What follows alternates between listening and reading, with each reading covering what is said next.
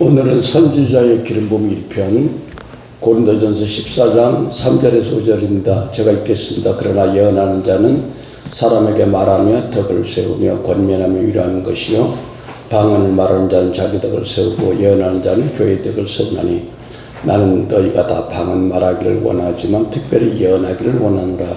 하나님 아버지, 오늘 선지자의 기름 부음 1편을 증거하기를 원합니다. 말씀이 생명으로 역사하게 하옵소서. 예수 그리스도 이름으로 기도했습니다. 아멘. 하나님께 영광, 할렐루야. 오늘 예언의 은사와 선지자의 직임에 있어서 선지자의 기름 부음 말씀을 전하기를 원합니다. 우리가 지난번에 강의에서 기름 부음에 따라서 예언의 단계가 깊어질 수 있다, 그 말씀을 드렸습니다. 그래서 첫째, 예언의 영의 단계가 있고 예언의 은사의 단계가 있고 예언의 직임의 단계가 있다고 그랬어요. 그래서 예언의 영의 단계는 예언의 영이 충만한 그런 장소라든지 그런 사람에게 임파테이션 받았을 때 그 당시 예언을 할 수 있지만 지속적으로 연결되진 않는다고 그랬어요. 그 다음에 예언의 은사의 단계는 예언의 영의 단계와 달리 예언을 지속적으로 할 수 있다는 것에 의해서 차이가 있다, 그렇게 얘기했습니다. 그 다음에 예언의 직임의 단계는 예언에 있어서 가장 높은 단계의 예언사역자의 그 직임을 받는 단계로서 구약시대에는 이런 사람들을 선지자라고 불렀습니다. 예. 비록 예언의 지속적인 측면에서 예언 은사자와 예언 사역자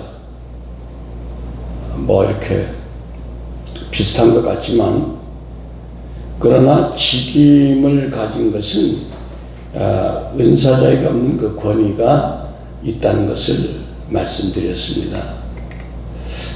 또 한 가지 우리가 더 알아야 할 것은 은사와 직임의 공통점은 두 가지 다 기름 부음을 통해서 받는 것이고, 차이점은 은사와 직임을 주는 주체가 다르다는 것입니다.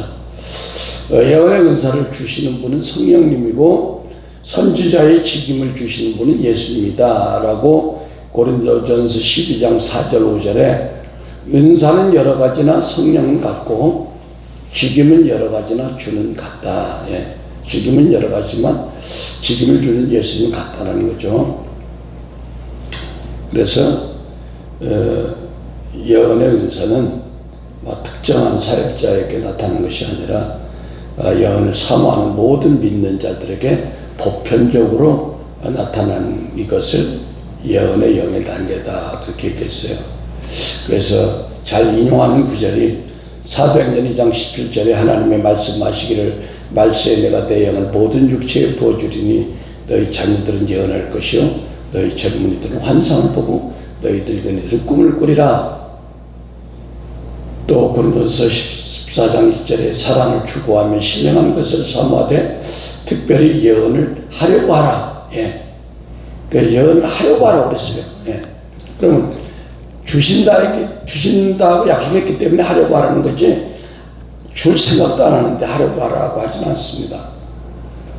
그래서 이 예언은 그리스도의 몸인 교회를 세우기 위한 그런 필요와 또 성도들의 개인의 삶을 풍요롭게 하기 위해서 주님이 주시는 그 선물로 나타나는 것이고, 예언의 은사가 사람들에게 선포되어질 때 세 가지 기준이 있다고 그랬어요. 덕을 세우고 권면하고 위로하는 이 세 가지. 그래서 고린도전서 14장 3절에 그러나 예언하는 자는 사람에게 말하여 덕을 세우고 권면하고 위로하는 것이다. 예. 그래서 하나님은 이러한 목적을 위해서 많은 사람들이 이 예언의 은사를 회복하기를 원한다고 그랬습니다. 두 번째, 그 선지자의 직임에 대해서 우리가 좀 알아보려면, 선지자가 똑같이 선지자지 무슨 기름 부음의 차이가 있겠느냐. 선지자의 기름 부음은 예언의 기름 부음과 좀 차이가 있습니다. 왜냐하면 예언은 그냥 우리가 보통 심령의 예언, 어떤 그 사람의 심령의 예언에 대해서 얘기하지만, 선지자의 기름 부음은 단순히 어떤 개인에 대한 예언보다 더 큰 그 범위의 어떤 그런 공동체적, 국가 공동체적인 것이라든지, 교회 공동체라든지, 민족적인 공동체, 교회 공동체, 이런 특별히 그런 그 공동체적인 필요에 의해서 구별된 직임의 기름 부음을 갖고 있다, 그렇게 보면 되겠습니다. 그래서 선지자의 기름 부음은 개인적인 예언의 기름 부음보다 범위가 더 넓고 깊다, 이렇게 얘기할 수 있습니다. 두 번째, 예언의 기름 부음과 선지자의 기름 부음의 예언의 기름 부음은 선지자의 기름 부음의 한 부분이다, 이렇게 얘기할 수 있습니다. 네. 예언 사역자와 선지자의 공통점은 모두가 예언의 기름 부음을 받았다는 것은 사실이에요. 그러나 예언의 기름 부음은 선지자의 직임을 감당하기 위해 필요한 한 부분에 불과하다는 것입니다. 이 말이 의미하는 것은 선지자의 직임 안에는 예언의 기름 부음 외에도 다른 은사적인 기름 부음이 포함된다는 겁니다. 다시 말해서 지식의 말씀의 기름 부음이라든지, 지혜의 말씀의 기름 부음이라든지, 영분별의 기름 부음, 이런 것이 통합적으로 되어 있기 때문에 어떤 공동체라든지 단체의 깊은 넓은 부분들을 폭넓게 예언할 수 있다는 것입니다. 또한 선지자의 직임을 가진 사람에게는 은사적인 기름 부음보다 중보 기도자로서의 기름 부음의 비중을 더 높아야 된다. 그러니까 사도 세례 요한 같은 분들은 이런 선지자적인 기름 부음을 갖고 있으면서 또 이스라엘 공동체 회개를 외치는 또 중보기도자, 또 예수님의 오심을 선포하는 중보기도자로서의 사명을 감당했습니다. 그래서 선지자는 먼저 하나님의 계시를 듣고 그 계시를 사람들에게 드러냄으로써 하나님께서 하시는 일을 중보기도로 준비하는 사람들입니다. 그래서 이 선지자는 그 삶이 누가 그를 통제하지는 않지만 주님 앞에서 엄격하고 모든 것이 일반 그 예언자보다 더 거룩한 삶을 요구한다고 볼 수 있습니다.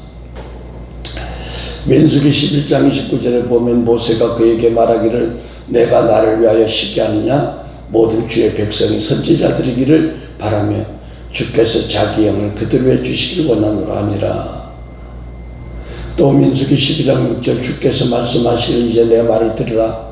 만일 너희 가운데 선지자가 있으면 나 주가 환상 가운데 그에게 나를 알게 할 것이요 꿈 가운데서 그에게 말할 것이다. 예. 그 선지자는 뭐야? 환상, 꿈 이런 것을 꾸게 되는 거죠. 아모스 3장 7절에 실로 주 하나님은 선지자들인 그의 종들에게 그의 비밀을 나타내지 않고는 아무것도 행치 않는다, 이렇게 말씀했습니다. 그러면 그 대언자와 중보자, 대언자와 중보자를 얘기할 때 하나님은 사람들이 일반적인 예언자보다 선지자가 되기를 원하신다고 했습니다. 왜냐하면 하나님은 어떤 일을 어떤 그 나라와 공동체에 행하시기 전에 반드시 선지자들을 통해서 일을 예고하신 후에 행하시기 때문입니다. 그래서 모든 사람이 선지자가 되면 어떤 하나님의 뜻과 계획을 많은 사람들에게 알리게 되고 또 하나님의 입장에서 하나님 나라 일을 이루어가기가 매우 수월하게 된다는 것입니다. 이처럼 선지자는 그 일을 위해서 중보기도자로서의 역할을 감당하는 사람입니다. 그래서 선지자의 기름 부음은 나라 공동체의 운명 위해서 중보해야 될 민족적, 국가적, 세계적, 열방의 차원의 기름 부음이 필요하다고 할 수 있습니다. 이와 같이 예언자와 선지자는 예언의 기능 면에서는 같다고 할 수 있지만 역할 면에서 차이가 있는데, 예언자는 단순히 하나님이 준 메시지 그냥 그 사람에 대해서 대언하는 역할을 한다면, 선지자는 대언자의 역할은 물론이고 또 어떤 공동체에 문제가 있다, 어떤 나라에 중대한 외적의 침입이 있다 그러면 거기에 대해서 밤을 새워 철야하면서 중보해야 되는 그런 역할도 해야 한다는 것입니다. 그래서 구약시대 때는 선지자들의 역할이 중에서도 중보기도자의 역할이 강조되었습니다. 그런데 오늘날은 시대가 바뀌어서 물론 이제 중보기도도 필요하지만 그냥 단순한 예언 사역에 대해서 이렇게 이제 역할이 강조되는 쪽으로 이렇게 돌아섰습니다. 그래서 모든 예언자가 선지자인 것은 아닙니다. 그래서 오늘날 교회에서 이 둘의 구분보다는 예언자적인 기능과 선지자의 기능을 모두 감당해내는 예언적 중보자로서의 선지 역할이 강조되고 있죠. 그렇죠. 교회에서 어떤 사람이 예언만 하는 것보다도 그 교회 각 구성원들의 앞으로 닥칠 일에 대해서 중보해주고 또 교회가 흘러갈 어떤 닥칠 어떤 문제에 대해서 중보해주는 예언적 중보자가 훨씬 더 유익하다고 볼 수 있죠. 예. 그 다음에 이제 선지자의 종류라고 그러면 좀 이상하지만, 구약시대 때는 두 가지 형태의 예언자가 있었습니다. 하나는 선지자와 선견자인데, 선지자와 선견자는 예언이라는 전체적인 영역 안에서 하나님의 계시를 전달하는 역할을 전달하는 역할이라는 공통점을 가지고 있었지만, 그런데 이 둘은 서로 엄밀하게 따르면 다른 흐름 가운데 다른 역할을 감당했다는 것입니다. 개역개정 성경에 보면 선견자라는 말은 25번, 선지자라는 말은 450번이나 나옵니다. 그만큼 선견자라는 단어보다 선지자라는 단어가 더 보편적인 단어이고, 선견자보다는 선지자 사역이 더 광범위한 사역을 우리가 성경을 통해 보게 됩니다. 그래서 일반적으로 선견자는 선지자를 큰 틀 안에 포함된다. 예. 첫 번째, 선지자에 대해서 살펴보면 영어로 프로페트, 선지자를 가리키는 히브리의 단어로 나비라고 그랬죠. 이 나비라는 단어가 구약 성경에 316번 나온다고 그랬습니다. 선지자 나비는 하나님의 대언자로서 자신이 들은 것을 선포함에 있어서 하나님의 음성을 듣고 말하는 것과 연관이 되어 있습니다. 다시 말해서 선지자 나비는 하나님으로부터 들은 것을 백성들에게 대신 말하는 대언자를 가리킵니다. 창세기 20장 7절에 보면 하나님이 아브라함의 아내 사라를 돌려보내라고 뭐라고 그랬어요? 이제 그 사람의 아내, 아브라함의 아내 사라를 돌려보내라. 그는 선지자라. 그가 너를 위하여 기도하려니 내가 살려니와 내가 돌려보내지 않으면 너와 내게 속한 자가 다 정령 죽을 줄 알지라. 신명기 34장 20절에도 그 외 이스라엘의 모세와 같은 선지자가 일어나지 못하였나니 모세는 여호와께서 대면하여 아시던 자요. 여기도 모세와 같은 선지자가 나비로 쓰였습니다. 나비. 출애굽기 7장 1절에 여호와께서 모세에게 이르시되 볼지어다 내가 너를 바로에게 신같이 되게 하였은즉 내 형 아론은 내 대언자가 되리니. 그것도 나비. 예? 예레미야 1.5절에 내가 너 예레미야를 복중에 짓기 전에 너를 알았고 내가 태에서 나오기 전에 너를 구별하였고 너를 열방의 선지자 나비로 세웠다. 이렇게 나와 있습니다. 그러면 선견자는 몇 번이 나와요? 선견자는 한글 개혁 성경에 25번 나왔는데요.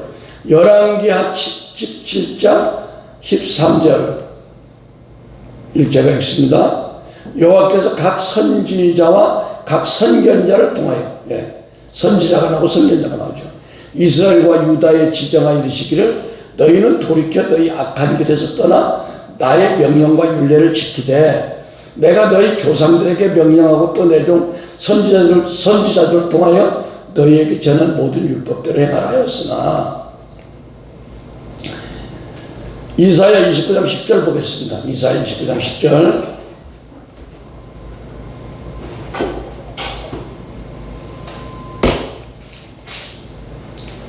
이사야 29장 10절. 대저 여호와께서 깊이 잠들게 하는 영을 너희에게 부어주사 너희의 눈을 감기셨으니 그가 선지자들과 너희의 지도자인 선견자들을 덮으셨습니다. 선지자와 선견자 같이 나왔어요. 이사야 30장 10절 보겠습니다. 이사야 30장 10절 시작. 그들이 선견자들에게 이르기를 선견하지 말라. 선견자들에게 이르기를 우리에게 바른 것을 보이지 말라. 우리에게 부드러운 말하라. 거짓된 것을 보이라. 그런데 히브리어 구약 성경에는 선견자도 두 종류로 또 나눠서 사용합니다. 뭐 복잡한 것 같은데 그래 복잡한 건 아니에요. 첫째는 로에라고 쓰는 선견자.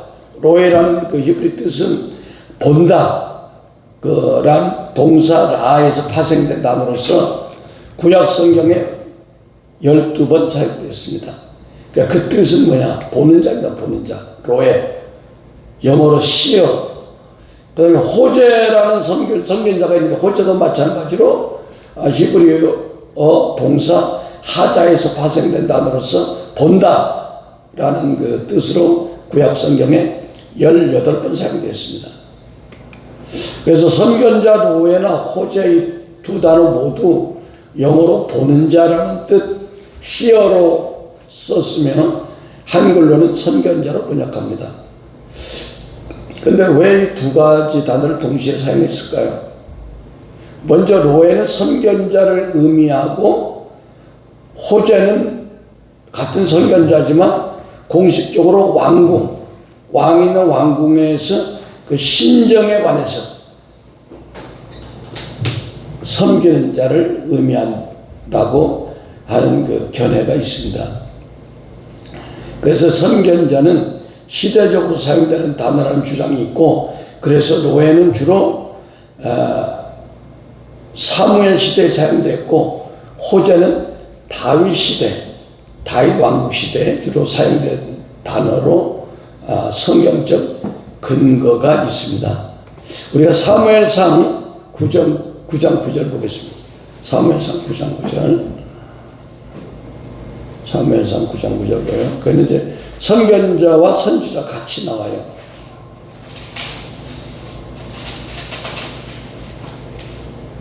사무엘상 9장 9절을 보면 옛적 이스라엘의 사람이 하나님께 가서 물으려 하면 말하기를 선견자에게 가자 하였으나, 선견자 로에로 썼고 지금은 선지자 나비라는 자를 옛적에는 선견자 로에라 그랬더라.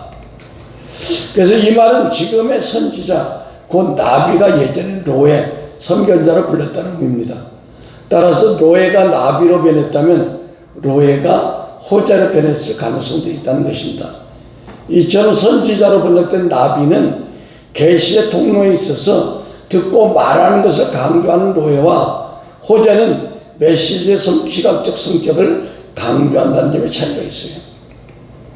그래서 선견자, 본다는 거, 보고 메시지를 선포하는 선견자에 해당되는 선지자들로서는 사무엘, 엘리야, 이사야, 에레미야, 아모스, 이런 분들이 거기에 이제 선견자에 속하죠.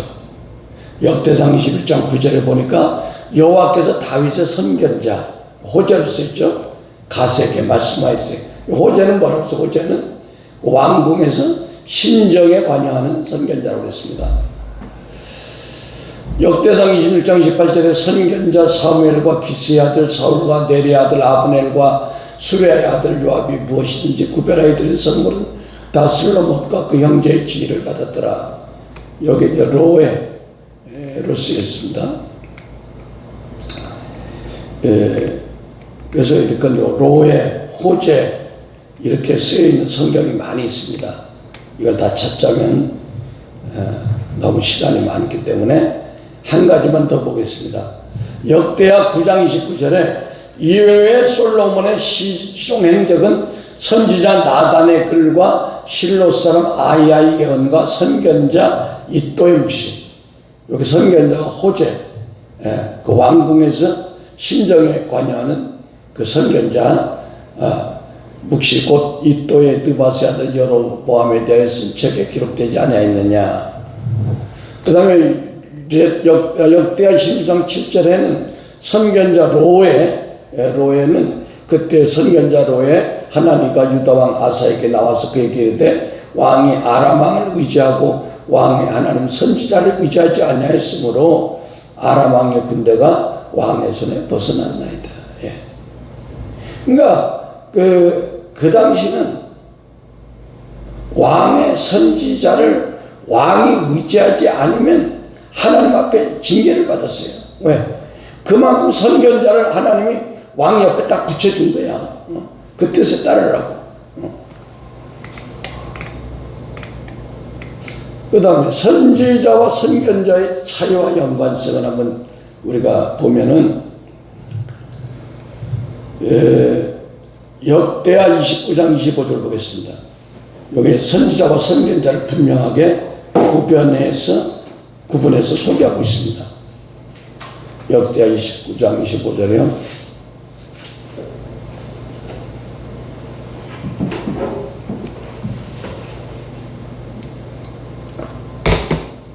시작. 왕이 레위 사람들을 여호와의 전에 두어서 다윗과 왕의 선견자, 이 선견자는 호자로 써 있어요.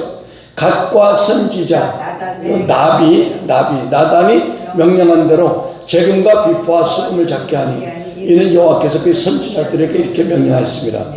네. 한 구절에 다윗 왕의 선견자 그러니까 갓은 뭐야?